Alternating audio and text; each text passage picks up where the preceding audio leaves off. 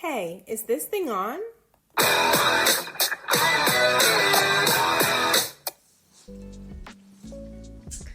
Hey y'all, welcome back to the channel. Go ahead, grab your drink, grab your planner. We are gonna go ahead and get started with planning together while we just have a little chat for today. So I am drinking my tea. So this is the first time I actually tried this tea. I picked up this tea, it's called Bush Tea, when I was in the Virgin Islands. It's good. I don't remember why I bought this. I feel like there was a sign that talked about like all the benefits of it, but I just assumed it would be on the box and it wasn't, so who knows, but it's pretty good. All right, so go ahead and get comfortable and let's get into it. I hope this light is fine. I never wear my glasses when I film because of the ring light, so I'm trying to like sit low so you can't see it. I think I may need to adjust it just a smidge and then we'll get started. Adjust. That actually worked. I think you can still see it. We're just gonna go with the ring light, okay? My head's gonna be down most of the time anyways. All right, so everybody, let's get comfortable and just have a really great little planning session. I haven't like sat down and just had time to plan in so long, so I am really feeling excited about that. And I also just wanted to kind of check in with you all and give you an update on the Louis Vuitton inspired planner that I've been using. Spoiler, I absolutely love it, but I'm going to be talking to you a little bit more in detail about why I love it. If you did not see my first video, I got this planner. I think I bought mine on Amazon, but then they sold out thanks to you all. So I ended up linking some options on Etsy as well. It's the A5 Louis Vuitton inspired planner. It still looks so nice. It's in amazing condition still. And then I also shared like where I got all of my little dashboards. Most of them were from different Etsy stores. And then I also got a cloth and paper order for some of the other dashboards as well. So quick flip through of all the little things. Yeah, this one here is like one of the cloth and paper ones. So definitely if you want like more colorful type of things, Etsy has some great options, and then cloth and paper has like more streamlined, chic, minimalist type of styles. So far, again, been loving it. I would say this year, 2023, has been the first time that I've like consistently used an actual like written planner, and I definitely want to keep doing that.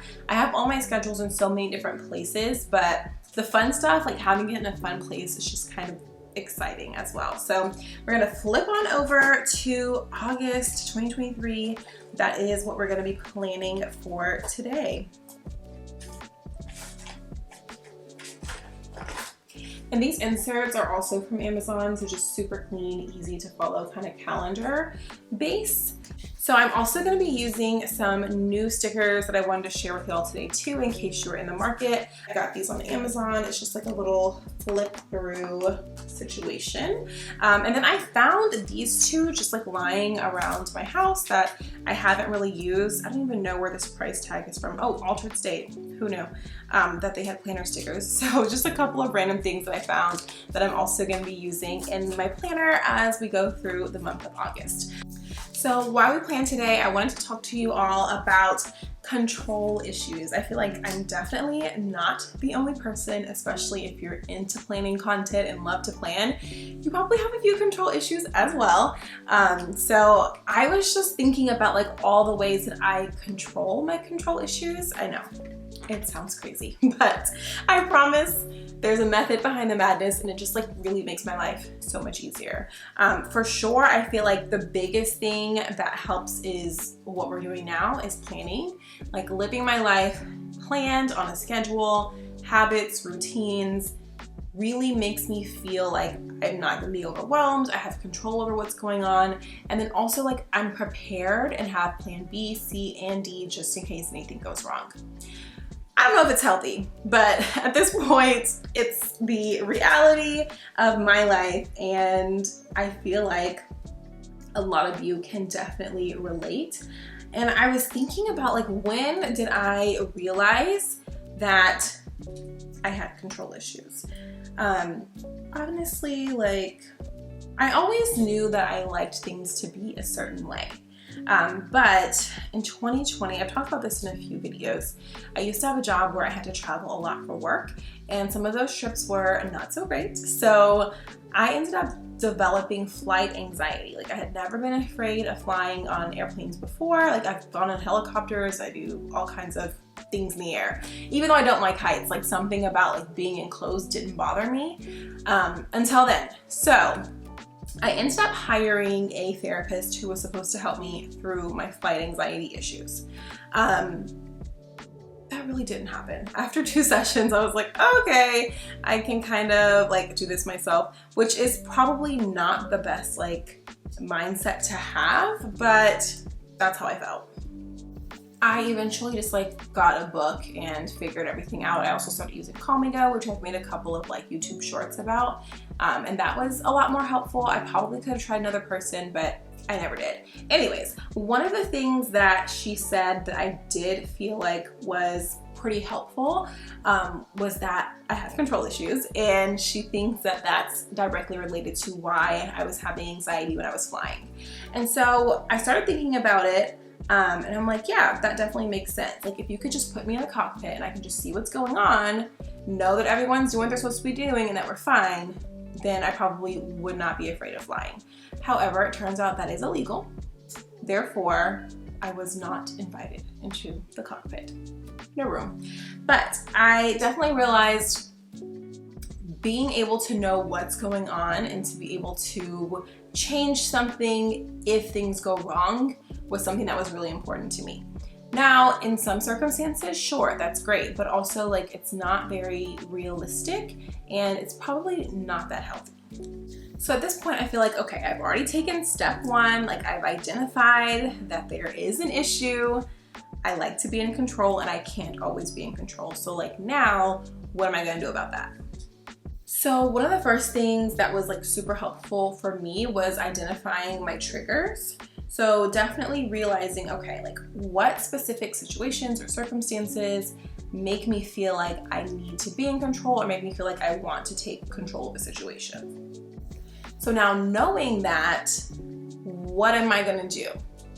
I avoid those situations. Like if there are certain people who make me feel uneasy, overwhelmed, like I'm just not doing it. And that is completely okay. Other people can be like, why? What's the problem? Why don't you want to do this with them? Why do you want to interact with them? No, like we're not going to have a conversation about it. Don't ask me about it. I have chosen for myself not to interact with that person. I have chosen for myself not to put myself in this situation. It is okay to set up boundaries. Even if other people don't understand why you have those boundaries in place, you know why you have them in place, so keep them there. It doesn't mean that you're being mean or rude. And of course, like realistically, if the situation is fine, like you can reassess that. But again, you know yourself, you know your comfort level. If something or someone triggers you, you do not have to put yourself in that situation. So that's been super helpful for me. But things like flying that was causing me anxiety and like my control was trying to take over there, like I couldn't just take that out of my life because I love to travel. So I had to kind of readjust and just adapt to the situation. But again, that's like for a positive reason, for something that I feel is going to add value to my life. So if that's not the case, then there's really no need for me to like try to get comfortable in situations or try to be like, okay, let me release control when I really don't have to. Also, something kind of related to boundaries, but also related to planning is my say no weekends. So this was one of my goals for, I think, my first 12-week year. They're still in full effect. I am looking at August and realizing I don't have the availability for a say no weekend. So I'm just gonna add in a say no day on a Sunday where I can just like rest, relax, self-care, pour into myself. And the only reason I'm like willing to bend a little bit is because we're gonna be going to a wedding. So it's like, you can't really just like move a wedding. So I can shorten my time that I'm spending with myself to go like celebrate this special occasion for someone else. So now moving on to like what I feel like for me personally was the most challenging thing to control my control issues, which even saying that sounds funny, but that was really practicing self-awareness. I had to like stop and think, okay, like monitor what are my thoughts, my feelings, my emotions that are making me feel like I need to be in control in this particular situation. So like literally every time where I was like feeling myself wanting to take control, I'm like, okay, why? Like what is the actual factor that makes me feel like I need to do this right now? Now the next thing, I feel like definitely this was the easiest thing for me when it came to controlling my control issues, which is just learning to let go. And the reason I feel like that was so easy for me was because I'm also a very like solution oriented person. So I am always like, okay, what is this gonna solve? Is it gonna change anything? Will the outcome be any different? If not, then it's probably really not necessary. I don't always feel like I have to make a point, like I have to control this if I don't think that it's gonna change anything. So learning to let go and just like realize you cannot change everything has been super helpful, and me not always feeling like I need to be in control, because sometimes the outcome is just the outcome and you don't wanna be like constantly pushing and fighting against something and wearing yourself out when there's nothing that you can do to change it. So it's like, I don't want to be unnecessarily stressed or frustrated about certain things when it's like, that person's gonna do what they want to do. I can try, and it's not going to change anything. And so realizing that I had to let go was the best thing ever. So now if it's just like, the situation like really seems like it's wrapped up in foolishness and I don't want to be involved, I don't involve myself, and it's fine. Now this next one, I mean, I feel like it's more so related to work, especially for me, which is realizing that you can trust other people. I definitely feel like I had just a habit of always just taking over, again, taking control of the situation, because I felt like people could not be trusted to delegate things to. Thankfully now I have an amazing job. I don't feel that way at all. Like everyone is so capable.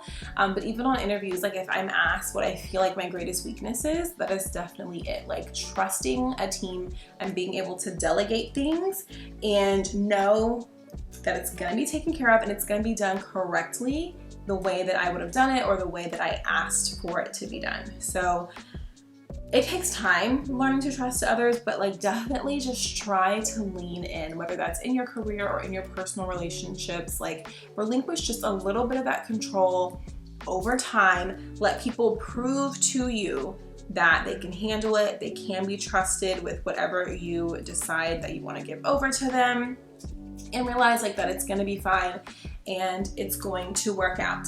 Now, I'm not gonna lie and say that I'm not like super monitoring and like, okay, that wasn't done the way I would have done it, and then I kind of go back and do it myself. But again, I'm working on that too, because it's like, not everything has to be done exactly perfect. What's the end goal? Did the person who I delegated this to do enough to make the end goal a reality? If they did, then that's kind of it. That whatever the thing was that needed or you wanted to happen, if that happened, then it was taken care of. And so there's no need to, again, like just overly worry or become so consumed with things that you really cannot control. Okay, so I think I got everything entered in. I'm just checking. Like sometimes I usually just focus on the weekends, but I'm like, let me make sure I don't have any midweek things going on. And I do, and I forgot to put that in on a Thursday. So, and I think that pretty much wraps it up. It doesn't look too crazy, but it's still a little bit full for the month of August. But again, like really fun, exciting things going on. So now I'm just gonna go in and get to play around with some stickers, which is my favorite part. Also, I'm still loving this pen. I need to like get this little sticky part off because it's starting to look gross, but the pen itself is really, really great. This I also got from Cloth&Paper, and I have been super, super happy with it. So I love like when a calendar has kind of like extra space here. So I'm gonna go in and just fill like those extra boxes with a big quote of what kind of I want to be my vibe for the month of August. We're talking about control issues. This one says embrace the journey. I feel like that kind of might be a good option. Let's see. Yeah, you know, we're just gonna embrace the journey. I feel like let's stay on theme with kind of talking about controlling control issues and letting go of things that you cannot control. So I'm gonna add that on the end over here. I feel like putting stickers in my planner is the part that I just love so much. I just love a sticker. It makes me really, really excited. I do have lunch with a friend coming up before she goes back to work. She's a teacher, so she's been out for the summer. And I can't believe summer just like came and went. So we're gonna do a quick little like catch up at lunch. So I'm hoping this little pack has like lunch dates in it. I feel like it definitely should. It's got cooking time, errands, cleaning time. This looks like a working page. Yeah, so we're gonna skip that. Travel. Yeah, this is all, oh, this is cute, a little road trip sticker. We are, oh goodness. We are doing a little quick road trip. So I'm gonna add that little sticker on there. I think it's adorable. Let's see, they've also got like this little money type of page with payday, appointments, doctors. Oh, cute, they have little teeth for the dentist. I have a dentist appointment. I literally try to avoid going to the dentist most of the time. And they, like the dentist like texts me, which I don't know when that started.